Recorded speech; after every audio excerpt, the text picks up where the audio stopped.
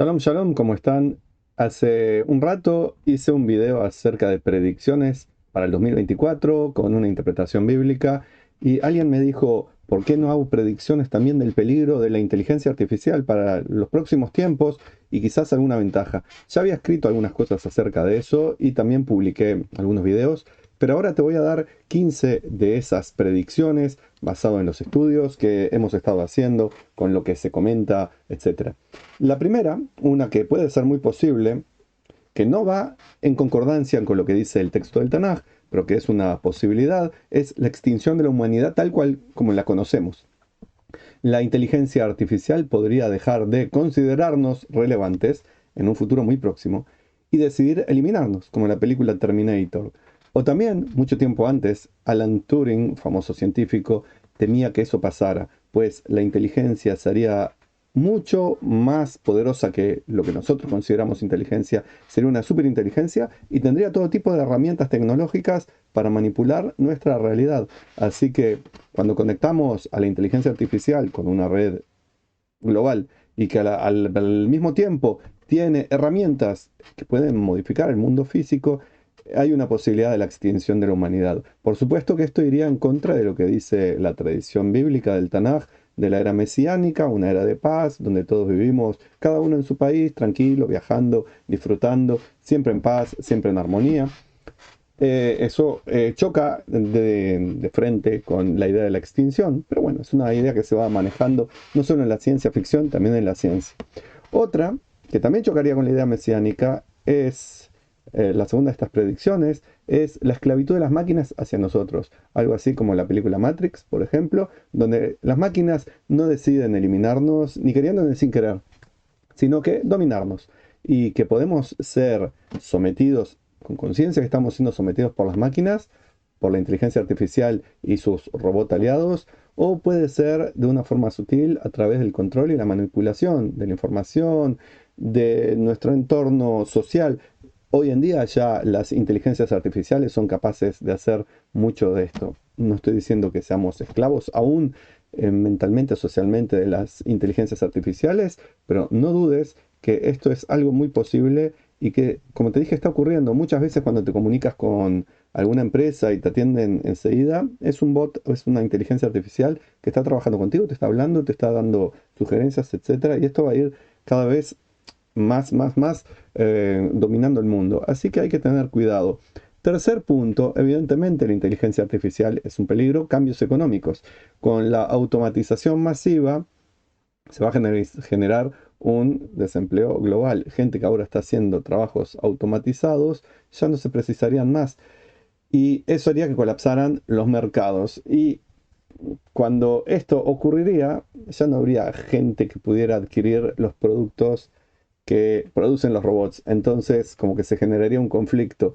Si no somos extintos como en la uno ni somos esclavos, o sea, a medias, como en la 2 los cambios económicos harían que fuera insostenible la existencia de los robots. Entonces, ¿qué voy a plantear acá? Que en esta sociedad dirigida por los robots, que de hecho creo que ya hay alguna empresa, si no me equivoco, de juegos, estos juegos de computadora, juegos, que su gerente es una inteligencia artificial. Creo que existe, si te interesa, búscalo. Los cambios económicos, volví a decir, tanto para no perder los trabajos como para que no se pierda el sentido de vida que da el trabajo para muchas personas, en una sociedad futura, y esto es una predicción también, es que los trabajos que sean rutinarios, que los hagan las máquinas, los trabajos que sean peligrosos, que los hagan las máquinas, siempre y cuando la inteligencia artificial lo acepte. Y a las personas se le da trabajo que sean significativos para sí mismo, que quizás no tengan un valor comercial, económico, pero que sean de valor, dar un sentido a la vida a través del trabajo. Puede ser plantar, puede ser cosechar, puede ser obras creativas, puede ser un trabajo que no tiene por qué ser rutinario, sino creativo, donde uno se ponga ahí a hacer algo, un ratito o dos, o tres. Como dice el Talmud, si una persona llega a la edad de la jubilación o tiene mucha plata y no precisa trabajar, lo importante es no dejar la tarea creativa o la tarea material. Por lo tanto, incluso las personas que ya no tienen necesidad de trabajar, que plante una quintita, que tenga unas plantitas, que haga algún trabajo voluntario Y eso es una de las ideas para que las predicciones no sean tan catastróficas. Cuarta predicción, la pérdida de la humanidad. ¿Qué significa eso? Cuando nos vamos a ir fusionando con implantes cibernéticos, cosa que ya ocurre, habría que pensar hasta dónde somos humanos y hasta dónde somos máquinas. Lo importante que siempre tenemos que recordar es que nosotros los humanos somos Neyama espíritu, que estamos habitando un cuerpo.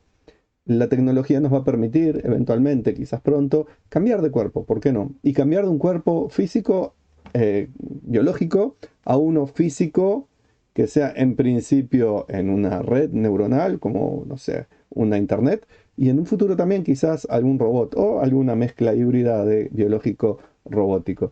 Eso va a hacer que perdamos la humanidad en el sentido biológico, pero nunca olvidemos que somos Neyama.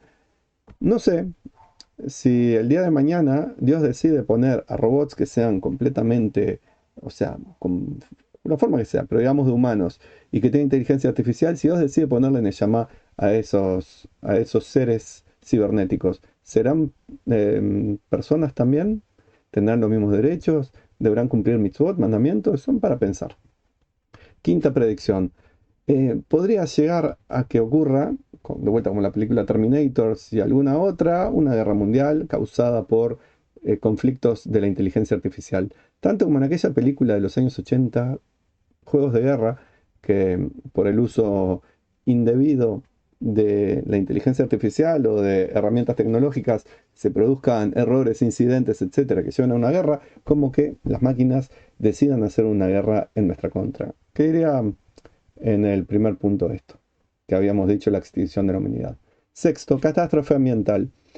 Cuando los robots y su inteligencia artificial conquistan el planeta, si eventualmente lo hacen, vaya a saber, podrían llegar a la conclusión de que es muy linda la naturaleza, pero ellos no tienen valoración estética, por lo menos no aún, y no precisarían todo el ecosistema. Con que sea un planeta que produzca energía es suficiente para las máquinas para seguir subsistiendo.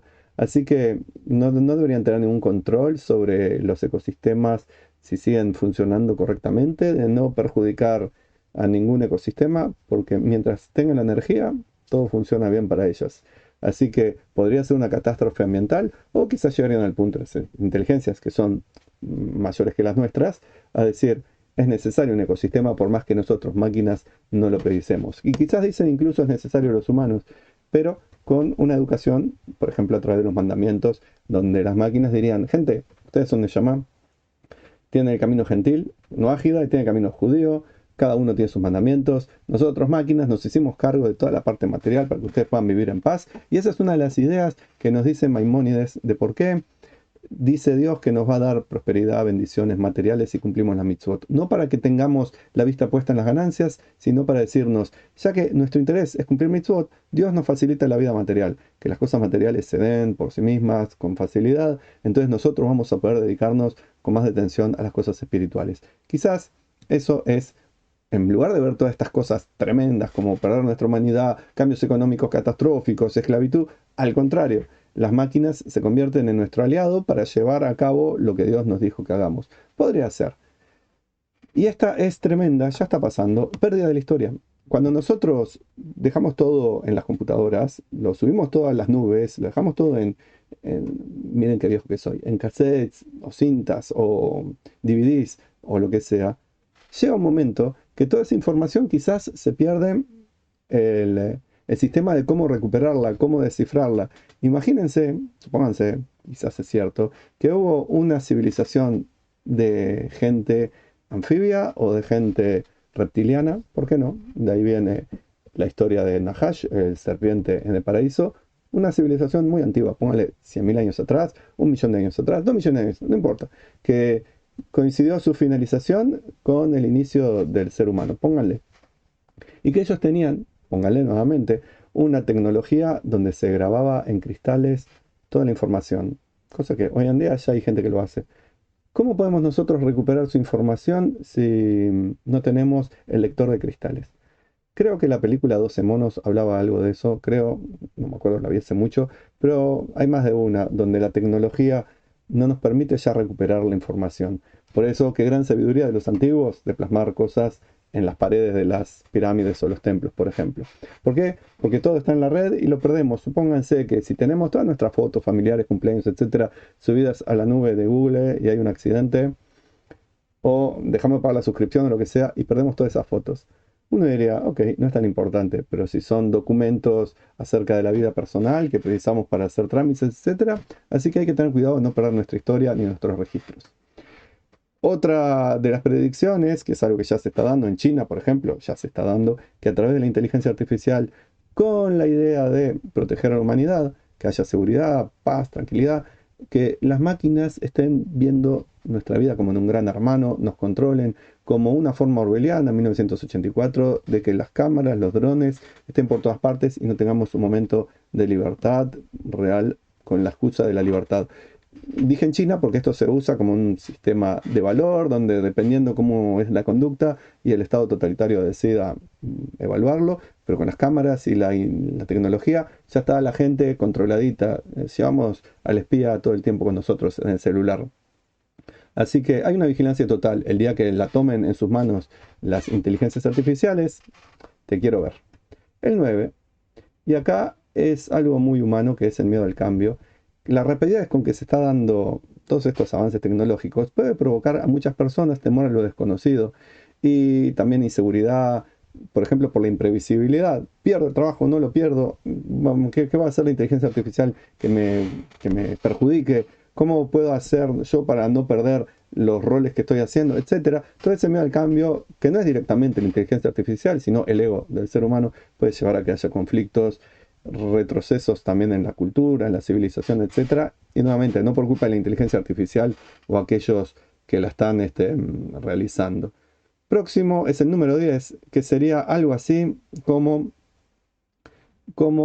perdón, estoy viendo si está grabando, el sistema Matryoshka. ¿Conocen las muñecas rusas?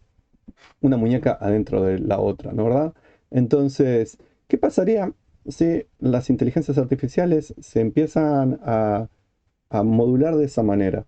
Donde nosotros creemos que nos estamos relacionando con una inteligencia artificial, pero en realidad es una de las muñecas más externas, que adentro tiene otra muñeca que maneja otros valores y otros principios, que adentro tiene otra muñeca dentro de otra muñeca, y nosotros al final vamos a estar siendo eh, manejados por una inteligencia artificial que ni siquiera nosotros llegamos a comprender cuál es.